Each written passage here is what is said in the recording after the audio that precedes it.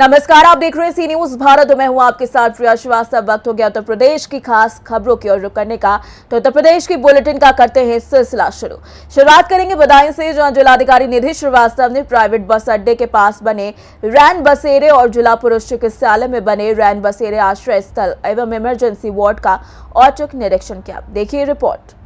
बदायूं जिलाधिकारी निधि श्रीवास्तव ने रविवार की रात्रि में प्राइवेट बस अड्डे के पास बने रैन बसेरे व जिला पुरुष चिकित्सालय में बने रैन बसेरे आश्रय स्थल व इमरजेंसी वार्ड का औचक निरीक्षण कर की गई व्यवस्थाओं का जायजा लिया व संबंधित अधिकारियों को आवश्यक दिशा निर्देश देते हुए व्यवस्थाओं को चुस्त दुरुस्त रखने के निर्देश दिए।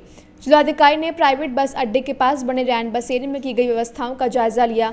उन्होंने वहां दी जा रही सुविधाओं के संबंध में जानकारी ली। उन्होंने कहा कि रैन बसेरे में रह रहे लोगों को अनुमन्य सुविधाएं उपलब्ध कराई जाएं तथा साफ सफाई व प्रकाश की समुचित व्यवस्था सुनिश्चित की जाए। आपने ये औचक निरीक्षण किया है रैन बसेरे का, तो क्या देखा, क्या कोई कमियां पाएगी, क्या निर्देशित किया? ये नगर पालिका द्वारा संचालित रैन बसेरा है जो रोडवेज बस स्टैंड के पास स्थित है। इस औचक निरीक्षण का तात्पर्य ये था, उद्देश्य ये था कि यहाँ पर जो लोग हैं उनको प्रॉपर सुविधाएं मिल रही हैं कि नहीं मिल रही हैं।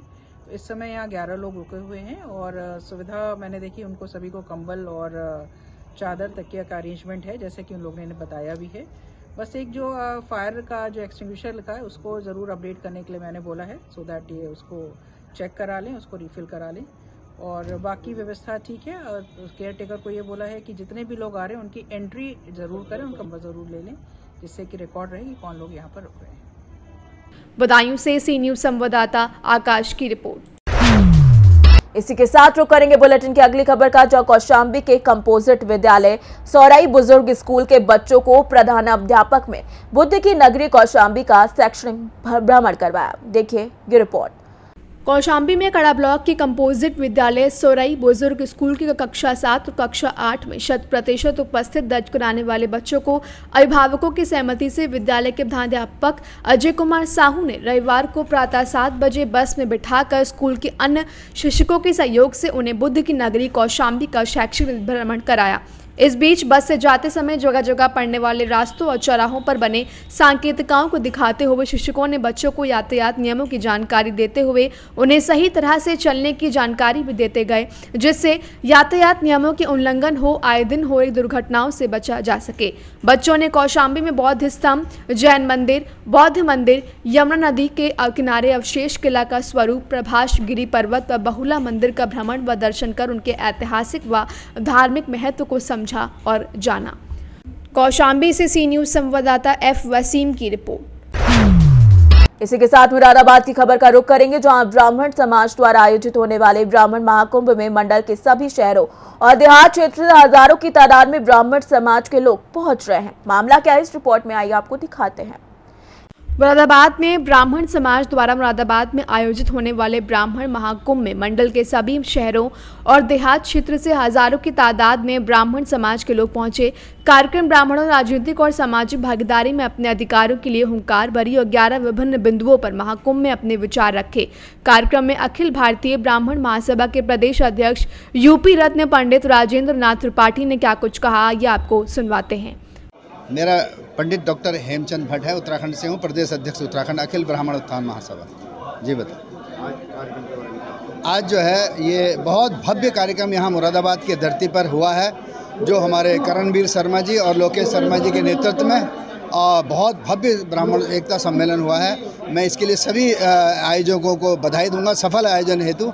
और मैं उत्तराखंड की धरती पर सबको निमंत्रण देने के लिए आया हूं कि 1 एकड़ ज़मीन मैंने भगवान परशुराम धाम के लिए टूरिस्ट पैलेस कॉर्बेट की नगरी में दी है, जिसमें नाव भी चलने वाली हैं सरकार के द्वारा और उसी प्लेन उड़ेगा और वहाँ पर ड्रोन उड़ेंगे, तमाम कई तरीके की पैराग्लाइडिंग होगी।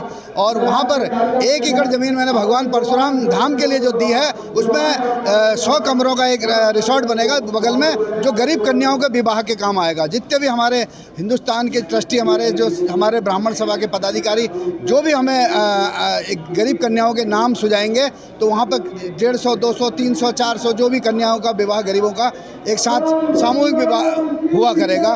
मैं सभी का आभार प्रकट करते हुए, मैं चाहूँ तो उसको अकेले बना सकता हूँ, लेकिन मैं चाहता हूँ हर घर से एक ईंट उसमें लगेगी। उसके लिए मैं जो है सबको आमंत्रण देने यहाँ आया हूँ।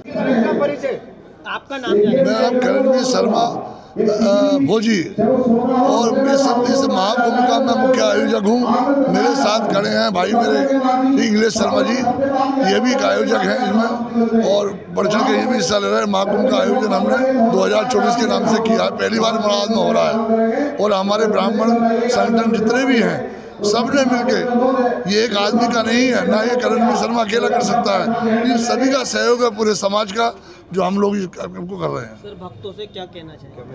मैं यही कहना चाहूँगा कि जैसे अलग अलग सेंटर हमारे मुराद में कार्य कर रहे हैं, सब एक बैनर तले आ जाएं और एक साथ मिल करके संगठित होकर काम करें, क्योंकि अगर संगठित हैं तो हम सुरक्षित हैं और हमें सनातन ब्राह्मण सुरक्षित है तो सनातन धर्म सुरक्षित है। सनातन धर्म की रक्षा भी ब्राह्मण करता है। मुरादाबाद से सी न्यूज संवाददाता मोहसिन की रिपोर्ट।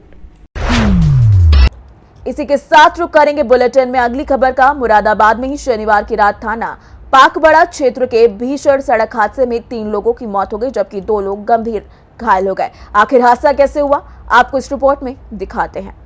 मुरादाबाद में शनिवार की रात थाना पाकबड़ा क्षेत्र में भीषण सड़क हादसे में 3 लोगों की मौत हो गई, जबकि 2 लोग गंभीर रूप से घायल हो गए। बता दें कि आगे चल रहे ट्रक ने अचानक ब्रेक लगा दिए, जिससे पीछे आ रहे ऑटो सीधे ट्रक के पीछे हिस्से से टकरा गया। हादसे में ऑटो चालक शीशपाल, उनकी पत्नी ओमवती और उनके दोस्त दिलीप कुमार की मौके पर ही मौत हो गई। हादसे के बाद मौके पर चीख पुकार मच गई। सूचना मिलते ही पुलिस घटनास्थल पर पहुंची। पुलिस ने शवों को पोस्टमार्टम के लिए भेजा व घायलों को अस्पताल में भर्ती कराया है। हादसे की खबर सुनते ही मृतकों के परिवार में कोहराम मच गया है। क्या हुआ था?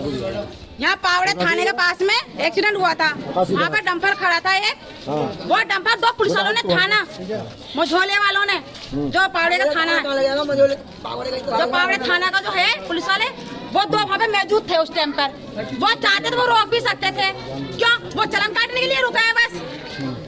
क्यों? तो क्या पुलिस की लापरवाही रही? पुलिस की लापरवाही थी। पुलिस वाले 2 मौजूद थे, इसमें के दरोगा था वहाँ का। जो खत्म हुए 3 बच्चियों और 5 जने थे उस टेम्पो के अंदर, 3 तुरंत मौत हो गई, 2 घायल है और पुलिस वाले मौजूद थे। मम्मी पापा के दोनों खत्म हो गए और जिसके जो है मेरे भैया भाभी दोनों जो खत्म हुए हैं। और उस टाइम पे अगर वो पुलिस वाले चाहते तो उन्हें इमरजेंसी एकदम भर्ती कराते थाने में, वहाँ पे जाके उसमें हॉस्पिटल में।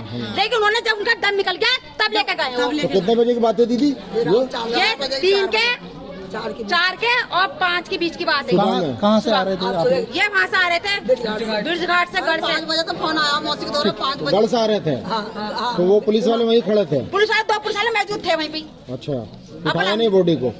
बॉडी ने उठाया, वो देख रहे थे कि ये क्या कर रहा है, पर उसे ये नहीं दिख रहा पुलिस वालों कि ये टेम्पो इसके डंपर के अंदर घुस गया। और उनके थाने के सामने क्यों डंपर खड़ा करा? डंपर क्यों खड़ा करा था उन्होंने थाने के सामने? क्यों जगह कहीं और न थी? आते आते मुसाफिर हो तो वो जल्दी हटाते हैं और वो डंपर उनसे रिश्वत खा रहे वो। उस टाइम पर 2 पुलिस वाले वो रिश्वत ले रहे थे। अच्छा। उस डंपर वाले से, तो उनकी मौजूदगी के सामने वो हुआ एक्सीडेंट। मुरादाबाद से सी न्यूज संवाददाता मोहसिन सिद्दीकी की रिपोर्ट।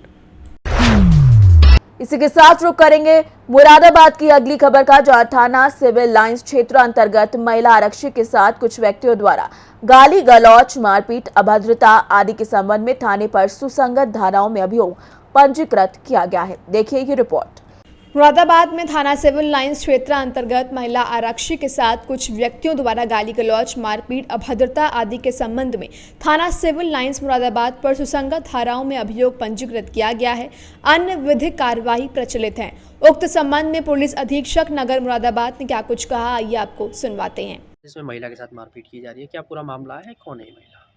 देखिए, कल एक शिकायत SHO सिविल लाइंस को मिली है, जिसमें एक लेडी कांस्टेबल जो पुलिस लाइन में तैनात है, उन्होंने कुछ लोगों पे मारपीट का आरोप लगाया है और तहरीर दी है। इसमें लेडी कांस्टेबल का ये कहना है कि वो जब अपने प्राइवेट आवास जहाँ रह रही हैं चक्कर के मिलक के क्षेत्र में, वहाँ जा रही थी, उस समय रास्ते में कुछ लोगों ने उनको रोक करके कुछ बातें करी, उसके बाद उनके साथ मारपीट की, उनके साथ अभद्रता की है।